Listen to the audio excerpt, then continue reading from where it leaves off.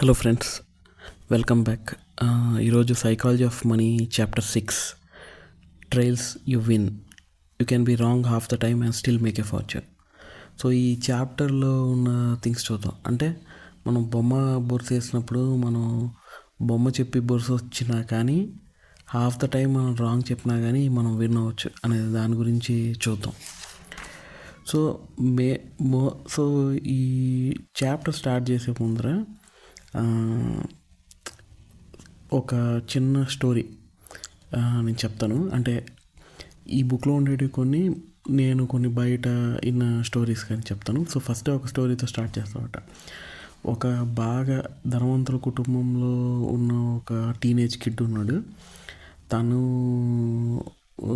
ఉన్నాడు. అలాగే అదే స్ట్రీట్లో ఒక చిన్న పూరి గుడిసెలో ఉన్న ఇంకో కిడ్ ఉన్నమాట. ఈ ధనవంతుల కిడ్కి ఏంటంటే ఒకటి తను ప్రూవ్ చేయాలనుకున్నాడు. బేసిక్గా ఏంటంటే గుడిసెలో ఉన్న అతను పూర్గా ఉన్నాడంటే అతను తెలివి తక్కువ అవడం వల్లే అతను పూర్గా ఉన్నాడు, అతనికి అన్ని తెలివితేటలు లేవు అని చెప్పేసి అని ప్రూవ్ చేస్తామన్నమాట. అది తన ఫ్రెండ్ సర్కిల్లో అందరికీ, చుట్టుపక్కల వాళ్ళకి అందరూ ప్రూవ్ చేయడంలో పెట్టున్నాడు. సో ఆ ప్రూవ్ చేయడం కోసం అతను ఏం చేశాడు అంటే ఒక ఎక్స్పెరిమెంట్ పెట్టాడనమాట. నువ్వు స్మార్టా కాదా అనే దానికి చూసేదానికి ఒక సింపుల్ ఎక్స్పెరిమెంట్ వచ్చి పెట్టాడనమాట. ఏంటంటే 2 డబ్బాలు పెట్టాడు. గ్లాస్ డబ్బాల్లో ఒక డబ్బాలో ఒక గోల్డ్ కాయిన్, ఇంకో డబ్బాలో ఒక సిల్వర్ కాయిన్ పెట్టాడనమాట. సో పెడితే ప్రతిసారి ఆ పూర్ కిడ్ ఆ తారమ్మట వెళ్తూ ఉంటే, హే ఇక్కడ రా, నీ రెండిట్లో ఒకటి తీసుకో అని చెప్పి అంటూ ఉంటాం అన్నమాట. ఓకే సరే అని చెప్పేసి అతను వచ్చేసి సిల్వర్ కాయిన్ తీసుకొని వెళ్తాడు అన్నమాట. ఇతను ఆశ్చర్యపోతాడు. ఓకే ఏంటి గోల్డ్ ధర ఎక్కువ, ఎన్నో రెట్లు ఎక్కువ, ఇతను ఎందుకు సిల్వర్ కాయిన్ తీసుకున్నాడు అని చెప్పేసి ఆశ్చర్యపోతాడు. సరే అని చెప్పేసి అదే చెప్తానమాట. సో బేసిక్గా పూర్ పీపుల్ కదా, అతని మైండ్ సరిగ్గా లేదు, అతను ఇంత తెలివి కూడా ఆలోచించలేకపోతున్నాడు, కామన్ సెన్స్ కూడా లేదు, సిల్వర్ కాయిన్ తీసుకెళ్ళిపోతున్నాడు. నెక్స్ట్ రోజు మళ్ళీ అలాగే పెడతాడు. నెక్స్ట్ రోజు కూడా సిల్వర్ కాయిన్ తీసుకుంటాడు. ఇంకో రోజు అలాగే పెడతాడు. అలాగే చేస్తూ ఉంటాడు. ఇతను ప్రతిసారి చూపించేదానికి ఒక్కొక్క ఫ్రెండ్ని తెచ్చుకుంటూ ఉంటాడు అనమాట. చూడు ఇలా అవుతుంది ఇతను అని. అందరూ నవ్వులాడుతూ ఉంటారు. చుట్టుపక్కలంతా అతన్ని గేల్ చేస్తూ ఉంటారు. అరే ఆడంతా స్టూపిడ్ ఫెలో ఇంకెవరు లేరురా, అసలు ఎన్నిసార్లు చేసినా తెలుసుకోవట్లేదురా, ప్రసారం పెడతాను, ఒకసారన్నా గోల్డ్ కాయిన్ తీసుకోవచ్చు కదా, సిల్వర్ కాయిన్ తీసుకొని వెళ్తూ ఉన్నాడు, ఇది తెలియదు తెల్లారినట్టే ఉంది అని చెప్పి అంటూ ఉంటారు. అది బాగా పాకి పాకి పాకి చాలా మందికి తెలిసిపోతూ ఉండేది, చుట్టుపక్కల వాళ్ళు తెలుస్తూ ఉండేది. అలా ఒకనొక టైంలో ఈ పూర్ పర్సన్ ఫ్రెండ్ కూడా వస్తుంది. అరే వాళ్ళు నిన్ను బాగా ఎగతాళి చేస్తున్నారు, నీకు ఇదవుతుంది అని ఒకనొక టైం వచ్చిన తర్వాత అతను అడుగుతాను అనమాట. అతను కామ్గా వెళ్ళిపోతాడు అనమాట. ఎందుకు నువ్వు సిల్వర్ తీసుకున్నావు, గోల్డ్ తీసుకో, గోల్డ్ వాల్యుబుల్ అంటే చూసి వెళ్ళిపోతాడు. కానీ ప్రతిరోజు చేస్తూ ఉంటే ప్రతిసారి సిల్వరే తీసుకుంటూ ఉంటాడు. అక్కడ జరిగిన విషయం ఏంటి అని ఒకనొక టైంలో ఒక ఫ్రెండ్, నువ్వు ఎందుకు ఇలా చేస్తున్నావు, నీ గోల్డ్ ఇంపార్టెన్స్ ఉందని కూడా తెలుసు కదా, మరి ఎందుకు నువ్వు ఇలా చేస్తున్నావు అని చెప్పి కనుక్కుంటే అతను ఒక మాట అంటాడు అనమాట. నేను కనుక ఒకసారి గోల్డ్ కాయిన్ తీసుకుంటే ఆ రోజుతో గేమ్ అయిపోద్ది, అతను రెండోసారి ఆ గేమ్ ఆడి, ఇంకా నేను ప్రతిసారి సిల్వర్ కాయిన్ తీసుకున్నాను కాబట్టి మళ్ళీ అతను అదే చేస్తూ ఉన్నాడు అని చెప్పేసి వాళ్ళ ఇంటి తరపు తెరుస్తాడు అనమాట. చూస్తే ఒక గుప్పెడు కొండంత సిల్వర్ కాయిన్స్ అతని ఇంట్లో ఉంటాయి అన్నమాట. అంటే అక్కడ ఎవరు విన్ అయినట్టు, ఎవరు లూజ్ అయినట్టు? ఆ గేమ్లో విన్ అవ్వడం ఇంపార్టెంటా, తనకి ఉన్న సిచ్యువేషన్లో తనకు కావాల్సింది తను తెచ్చుకోవడం ఇంపార్టెంటా? సో ధనవంతుడు అతని ప్రకారం అతను చేయాలనుకున్న పాయింట్ని ప్రూవ్ చేయడంలో అతను విన్ అయ్యాడు, గోల్డ్ తీసుకోవట్లేదు, సిల్వర్ తీసుకోవట్లేదు అని. ఈ పూర్ పర్సన్కి ఏంటంటే తనకు కావాల్సిన అమౌంట్ని సిల్వర్ కాయిన్స్ ద్వారా సంపాదించాడు. ఫస్ట్ అతను ప్రూవ్ చేసి ఆ పాయింట్ కరెక్టే రాంగ్ అని ప్రూవ్ అయిపోతే నెక్స్ట్ టైం నుంచి ఆ గేమ్ ఆడతను. సో ఇతను ఇలా చేసుకున్నాడు. So winning is not always winnowing. So ఆ ఇంపార్టెంట్ ఆస్పెక్ట్ అనేది ఉంది. ఇది కరెక్ట్గా నిజంగా సూక్ష్మంగా అర్థం చేసుకోవాలి. ఎవ్రీ టైమ్ మనీ గేమ్ అనేది ఎమోషన్స్లో ప్లే చేసేది కాదు. అలాగే చూస్తే మనం రియల్గా చూసి ఏం జరుగుతుంది అనేది. అలాగే ఇందులో ఒక అతను బ్రాడ్ పిట్ అనే యాక్టర్ మనకు తెలుసు, బాగా ఫేమస్ యాక్టర్, యాంజెలినా జోలీ యొక్క భర్త. అతను ఒకానొక టైంలో అతనికి ఒకటి మామూలుగా యూఎస్లో ఆస్కార్ అవార్డ్స్ బాగా పర్ఫామ్ చేస్తే ఇస్తారు, అలాగే గిల్డ్ అవార్డ్స్ అని చెప్పేసి అన్నిటికన్నా చండాలంగా చేసిన వాళ్ళకి ఆ అవార్డ్స్ ఇస్తూ ఉంటాం అన్నమాట. సో ఒకానొక టైంలో అతనికి వచ్చింది ఆ అవార్డు. చాలామంది తీసుకోరు బాగా పర్ఫామ్ చేయలేదు అన్న అవార్డు, కానీ అతను మాత్రం వచ్చేసి ఆ స్టేజ్ మీదకి వచ్చి అవార్డు తీసుకొని ఒక స్పీచ్ కూడా ఇచ్చాడు.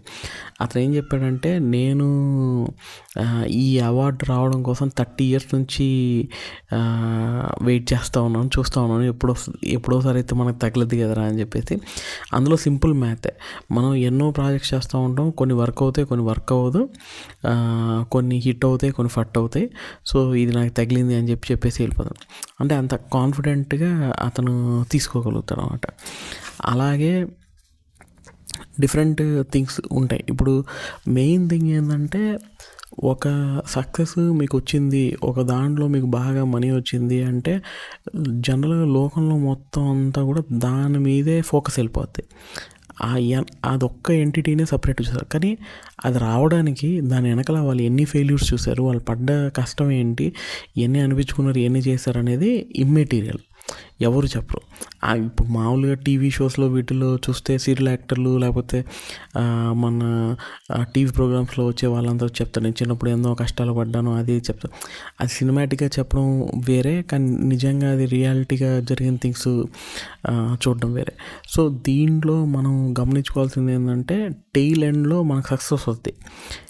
ఆ సక్సెస్ అనేది మీరు చేసిన 100 ఫెయిల్యూర్స్ని కూడా అది కాపాడి పక్కన పెట్టేయగలుగుతుంది. ఇప్పుడు డిజ్నీ యానిమేటర్ మనకు తెలుసు కదా, వాల్ట్ డిజ్నీ. మన చిన్నప్పుడు మిక్కీ మౌస్ కార్టూన్స్ అవన్నీ తయారు చేసింది. అసలు యానిమేషన్ రావడం, కార్టూన్స్ చూడడం చిన్నప్పటి నుంచి మనకు భలే సరదా. సో ఫస్ట్ టైం అతను చేసినప్పుడు చాలా ఏళ్ళ వరకు అతను 400 కార్టూన్స్ చిన్న చిన్నవి తయారు చేశాడంట. అందరికీ నచ్చేటివి, బాగా జరిగేటివి, కానీ ఎవ్వరూ పెద్ద దాని నుంచి ఇన్కమ్ వచ్చేది కదా. అది it was a loss making company. కానీ రియాలిటీ అక్కడ మనం చూస్తే అతనికి ఒక్క సినిమా హిట్ అయింది, స్నో వైట్ అండ్ 7 Dwarfs అని చెప్పేసి. ఒక 50 minutes 1938లో ఒక మూవీ తీశాడు అనమాట. దానికి ఒక్కదానికి $8 million వచ్చింది. అది రాగానే పాత నుంచి ఉన్న కంపెనీ అప్పులన్నీ వాళ్ళ కంపెనీలో పనిచేస్తున్న కీ మెంబర్స్కి రిటెన్షన్ బోనస్లు ఇచ్చి వాళ్ళని ఆపెట్టేసేసి అవన్నీ చేసి చేయగలిగారట. అంటే ఆ 83 minutes ఫిల్మ్ వీళ్ళు 8 years కష్టం ఎంతైతే చేశారో దాంట్లో చేసిన లాస్ని అది చేయగలిగింది. సో సక్సెస్ అనేది ఒక్కటే ఎవిడెంట్ కాదు, ముందరున్న ఫెయిల్యూర్స్ అన్నీ కూడా కౌంట్ చేసే నువ్వు సక్సెస్ని బిల్డ్ చేసుకుంటావు థింగ్స్ అనేది. సో ఎనీవేర్ ఆల్సో అదే సేమ్. వీసీస్ కూడా, వెంచర్ క్యాపిటలిస్ట్ వాళ్ళు స్టార్టప్ మీద ఫండింగ్ అయ్యి చేస్తూ ఉంటారు. ఆ పెట్టిన 100 companies వాళ్ళు ఫండ్ చేస్తే 15 companies భయంకరంగా ఏమి చేయకుండా పోతాయి. అందులో ఒక 20-30 companies సుమారుగా చేస్తాయి. ఒక 10 companies అవుట్ స్టాండింగ్గా చేసేసి వాటి రిటర్న్స్ 100x 200x వాళ్ళు పెట్టిన పెట్టుబడికి వస్తే అవి లాభం చేస్తాయి. సో దానివల్ల వస్తాయి. మనం ఎలాగైతే మ్యూచువల్ ఫండ్స్లో వీటిలో ఇండెక్స్ ఫండ్స్ చేస్తామో, ఆ కంపెనీస్లో కూడా మనం పర్ఫార్మెన్స్ చూస్తే ఓ 10 companies బాగా పర్ఫామ్ చేస్తాయి, ఒక యావరేజ్ బంచ్ యావరేజ్గా చేస్తూ ఉంటే సగం కంపెనీలు అసలు పనిచేయమన్నమాట. సో మీకు నిజంగా ఏదైనా థింగ్స్ మనం చేయాలి, ఇంప్రూవ్ చేయాలి బిజినెస్లో అంటే అన్ని థింగ్స్ ఎప్పుడు వర్క్ అవ్వవు అనే నిజం అనేది మనం ఎప్పుడు గ్రహించాలి. మనం most of the times losing టైంలో ఉంటాం. ప్రతి బాల్ మనం 6 కొట్టలేము, అన్ని బాల్స్ మనం 6 కొట్టలేము. కానీ 6 కొట్టింది, ఓవర్ అంతా 6 కొట్టిందే మనం గుర్తుపెట్టుకుంటాం. కానీ ఓవర్ అంతా 6 కొట్టినందుకు ఎన్నిసార్లు అవుట్ అయి ఉంటావు, ఎన్నిసార్లు బాల్ స్లిప్ అయి ఉంటాయి, ఎన్ని క్యాచ్లు వెళ్ళి ఉంటాయి, అవన్నీ చేస్తేనే ఆ అవుట్పుట్ కమ్ అనేది వస్తుంది. సో ఇది యాక్చువల్ రియాలిటీ.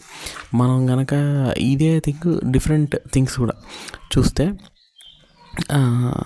మెయిన్ అన్ని టైలెంట్స్లో వీటిలో చూసుకుంటూ ఉంటే ఒక సింపుల్ థింగ్, అమెజాన్ CEO వచ్చేసి అమెజాన్ ఫైర్ అని చెప్పేసి ఒక ఫోన్స్ తయారు చేశారు అనమాట. అప్పట్లో చేస్తే అది బాగా ఫ్లాప్ అయింది. ఫ్లాప్ అయిపోతే అందరూ దానివల్ల చాలా నష్టం వచ్చింది. అతను ప్రెస్ మీదకి వచ్చేసేసి ఈ నష్టం వచ్చిందని నేనే బాధ్యత వహిస్తున్నాను అలాంటివి చెప్తాంటే అతను చెప్పాడు, ఇది పోయింది చాలా చిన్న విషయము, ఇలాంటిది ఇది ఈ అమౌంట్ పోయి మనం ఇంకా పెద్ద ఫెయిల్యూర్స్కి ఇప్పుడు చేసే పనులన్నీ ఇంకా పెద్ద ఫెయిల్యూర్స్కి మనం రోడ్ మ్యాప్ వేస్తూ ఉన్నాము. ఆ ఫెయిల్యూర్స్తో ఫ్యూచర్లో చూసే ఫెయిల్యూర్స్తో ఇది అసలు చిన్న బొడిపిలాగా ఉండేది, బ్లిప్ అసలు కనిపించినంత థింగ్స్ అవుద్ది. So it's okay to lose money in this project. మనకి వేరే బాగా హిట్ అయిన వాటిల్లో నుంచి అమెజాన్ వెబ్ సర్వీసెస్ నుంచి వచ్చింది, అది బాగుంది. అలాగే మన నెట్ఫ్లిక్స్లో మూవీస్ అవన్నీ చూస్తూ ఉంటాం కంటెంట్. రీడ్ హ్యాస్టింగ్ ఏం చేశాడంటే అతను చెప్పింది ఏంటంటే వాళ్ళ నెట్ఫ్లిక్స్లో హిట్ రేషియో చాలా ఎక్కువ ఉందని చెప్పి అతను బాధ. అంటే వాళ్ళు 100 వీడియోస్ లేకపోతే 100 ప్రోగ్రామ్స్ నెట్ఫ్లిక్స్లో పెడితే 90% థింగ్స్ హిట్ అయిపోతున్నాయి బాగా. సో అతనికి అది నచ్చలేదు. అతను ఏమన్నాడంటే అన్నీ హిట్ అవుతున్నాయి అంటే మీరు రిస్క్ ఎక్కువ తీసుకోవట్లేదు కంటెంట్లో. ఆ హిట్ రేషియో 90%, 80% అలా ఉండకూడదు, బాగా తక్కువ ఉండాలి. తక్కువ ఉన్నప్పుడు ఏంటంటే మీరు క్రేజీ కంటెంట్స్ పుట్ చేస్తారు, ఆ ఇన్నోవేషన్ చేస్తుంది. ఆ ఫెయిల్యూర్ రేట్ అనేది మనకు కావాలి, హయ్యర్ క్యాన్సిల్ రేట్ ఉండేది మనకు కావాలి. సో మీరు ఎక్కువ రిస్క్ చేయండి, రిస్క్ చేసి డిఫరెంట్ క్రేజీ కంటెంట్ని మీరు పెట్టండి అనే పాయింట్ని మీరు తీసుకొని వస్తే అప్పుడు మనం ఇన్నోవేటివ్గా ముందరికెళ్ళి చేస్తూ ఉంటాం అన్నమాట.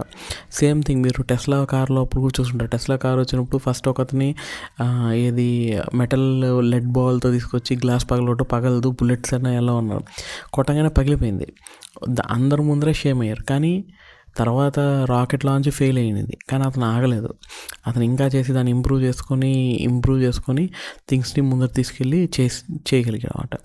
సో కన్సిస్టెంట్గా మనం గేమ్లో ఉండి చేస్తూ ఉంటే థింగ్స్ అనేటివి వాటంతటవే అవుతూ ఉంటాయి. 1 పాయింట్ ప్లస్ మరీ బాక్డౌన్ అయిపోయి ఒకటి అయిపోయింది కదా అని పెట్ట సర్దుకొని వెనక్కి వెళ్ళబడలేదు. అవి చూసుకునేసి మనం చేసే ఎఫర్ట్లో మళ్ళీ ట్రై చేస్తాం. మనకి ఇది జరిగిద్ది అని అనిపించిందంటే మళ్ళీ మనకున్న బలంలో ఖచ్చితంగా ట్రై చేస్తూ ఉంటే it will work out in a long run అనేది ఈ థింగ్స్ అనేది ఇండికేట్ చేశారు.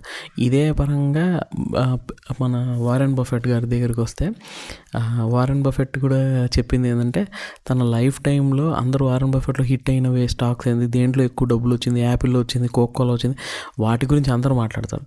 వారెన్ బఫెట్ కెరియర్లో దాదాపు అతను ఇన్వెస్ట్ చేసిన 500 స్టాక్స్ ఉన్నాయి. ఆ 500 స్టాక్స్లో అతనికి బాగా డబ్బులు తెచ్చి ధనవంతం చేసిన స్టాక్స్ 10. మిగిలిన 490 స్టాక్స్ నుంచి సగం వరకు మామూలుగా ఇండెక్స్ కన్నా అటు ఇటుగా, అంటే మామూలు ఇండెక్స్ ఫండ్స్ ఎలా చేస్తాయి అనే దాని మీదే వెళ్ళాయి. మిగిలినవి కొన్ని పోయినట్టు స్టాక్స్ కూడా ఉన్నాయట.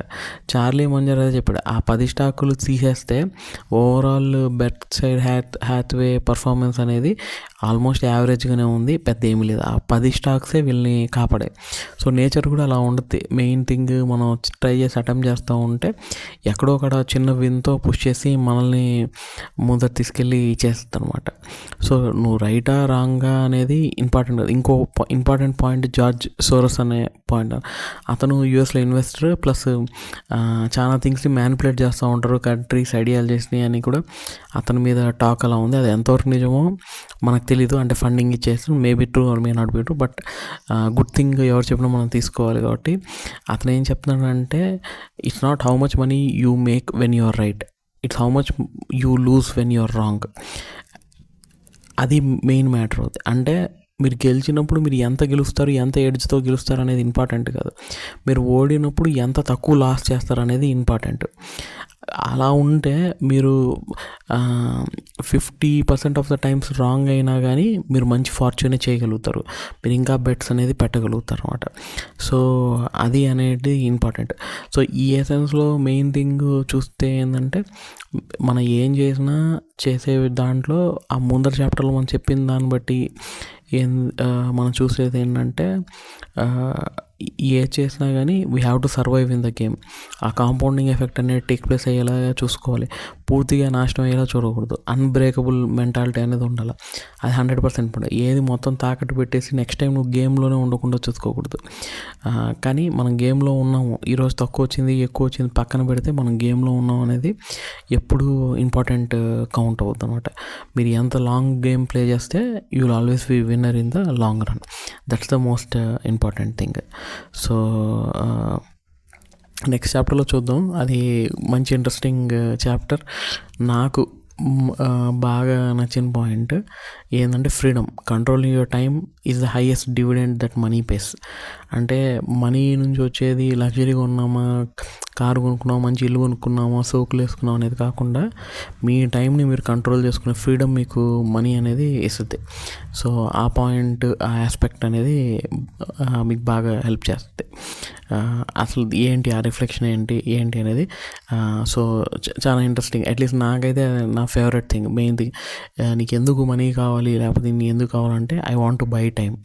బేసిక్గా చూసుకునేసి నా దగ్గర టైం నేను కంట్రోల్లో పెట్టుకుంటే నాకు నచ్చింది నేను చేయడానికి మనీ అనేది చాలా ఇంపార్టెంట్ సాధనం అనేది నా పర్స్పెక్టివ్.